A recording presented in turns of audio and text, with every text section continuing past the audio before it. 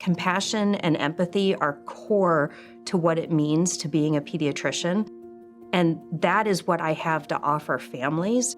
And regardless of politics, regardless of what the circumstances of the medical situation you're in, I know what it feels like to need somebody to guide me through this stressful time. Both of my brothers have cystic fibrosis, so I grew up being on the other side of the medical equation. You don't know any different. I mean, when your life is revolving around hospitalizations and, chest physiotherapy 4 times a day and medicines that literally would take up entire kitchen cabinets from a very, very young age, especially when you're the oldest daughter, you learn to be one of the care providers.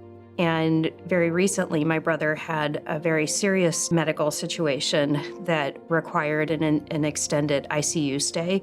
And there is nothing to remind somebody what it means to be scared and in need of somebody to really take the time and sit down with you and say, this is what's happening, this is what's going to happen next.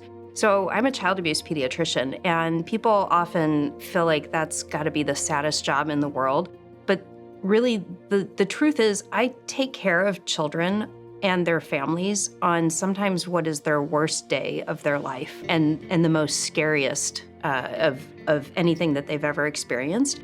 So having an opportunity to help a family through what seems like an impossible journey is something that can be really rewarding.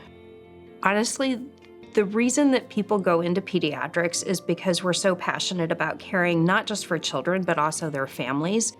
And a lot of us are also parents, and that drives how I practice medicine. I know what I would want as a person who is accessing the healthcare system and maybe not understanding what is happening with my child.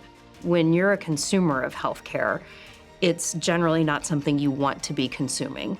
And so if we as healthcare providers can remember that sometimes people are frustrated, sometimes people are not happy about interacting with you, but that doesn't mean that they still don't need you and your compassion and your empathy.